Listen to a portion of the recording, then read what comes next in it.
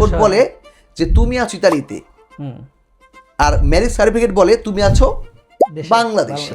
সুতরাং তথ্য মিথ্যা, তথ্য মিথ্যা। এই জন্য মেজর যে কেসগুলো এখন বাংলাদেশে এই ভেরিফিকেশনে গিয়ে ফেল করছে এবং রিজেক্ট পাচ্ছে। এখন অবাক হইতে পারে, আরে ভাই বিয়া করছি আমি, সংসার করি আমি, আর তোরা কস আমরা বউ জামাই না। ওয়াইফ আনার ক্ষেত্রে আমাদের বিয়েটা একটা বড় একটা ফ্যাক্টর হয়ে দাঁড়ায়। তো আমরা যেটা জানি যে ন্যাচারালি আমাদের বাংলাদেশে যেটা হয় যে অনেক সময় ঘরোয়াভাবে বিয়ে হয়, অনেক সময় কাজী অফিসে গিয়ে বিয়ে হয়। তো বিয়েটার সময় তো যেমন তেমনভাবে হয়ে যায়, কিন্তু যখন আমরা আসলে ইতালিতে আনতে চাই তখন তো আসলে কাগজপত্র ব্যাপারগুলো চলে আসে। তখন অনেকটা আমরা অপরাধীর মতো হয়ে যাই যে আসলে বিয়েটা তাহলে আমি কোন ডেটটা দিব, আর আমি ওই সময় কি আমি বাংলাদেশে উপস্থিত ছিলাম না ইটালি ছিলাম, এই যে একটা ভয়ঙ্কর একটা সিচুয়েশন তৈরি হয়। অ্যাকচুয়ালি আসলে এটা কি বলে, আসলে বিয়ের এই ডেটটা কীভাবে কাজ করে? ব্যাপারে যেটা হয় বাংলাদেশের একটা বিষয় ঘটে কি, বিয়ে আর রেজিস্ট্রেশন এটা একই সাথে কি হয় না, সম্পাদন হয় না। যেমনটা আমাদের সময়ে জন্ম এবং জন্ম নিবন্ধন একই সময় হতো না। আমার সময় কথা, আমার ক্ষেত্রে যেটা হইতো যে আমাদের সময় 9-এ উঠলে এই প্রথম অফিসিয়ালি জন্ম তারিখটা লাগে, এর আগে কখনোই আর লাগে না। তখন টিচাররা মনের মতো করে ওই এসএসসি পরীক্ষা দেওয়ার জন্য 15 বছর কে সামনে রেখে তখন কি করতো, আমাদের জন্ম তারিখ দিত। এই কারণে আমাদের অনেকেরই বাঙালিদের একটা বড় অংশের 2টা জন্ম তারিখ থাকে।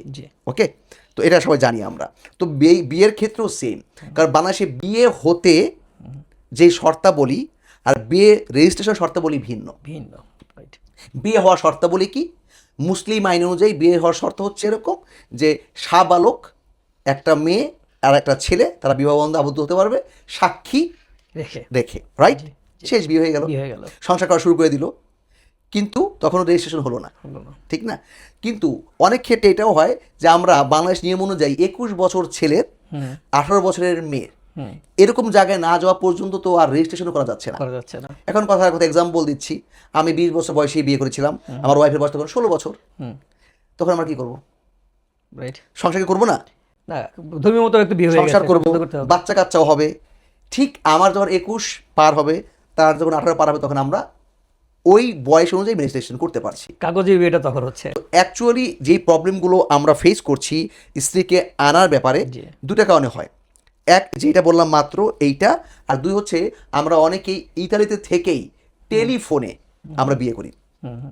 ওকে, তো এখন যখন টেলিফোনে বিয়ে করার সময় যে ডেটটা আমরা ওখানে ডিক্লেয়ার করি, আর ওই সময় আমার উপস্থিতিটা পাসপোর্ট কিন্তু কি করে না, ডিক্লেয়ার করে না। পাসপোর্ট বলে যে তুমি আছো ইতালিতে, আর ম্যারেজ সার্টিফিকেট বলে তুমি আছো বাংলাদেশে।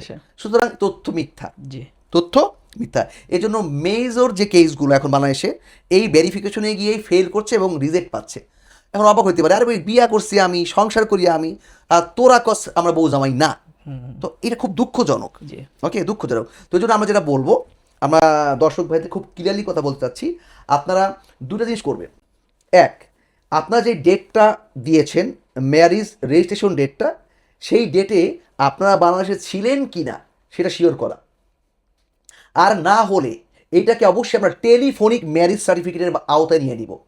ওকে, টেলিফোনিক ম্যারেজ সার্টিফিকেট হচ্ছে এরকম, বাংলাদেশ থেকে ওই কাজী সাহেব এই সকল ডকুমেন্ট প্রসেস করবে, ঠিক আছে?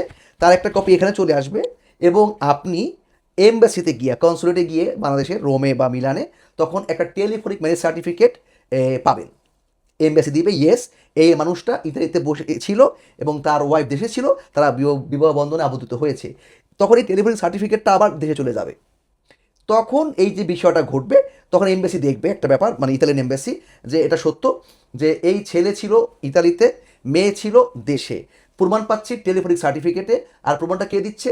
কনসুলেট। সো এই বিষয়গুলো যখন ঘটবে, তখন আপনাদের এই যে ভিসা যে রিজেক্ট হওয়ার যে প্রবণতাটা, এটা কমে যাবে আর কি। Thank you so much.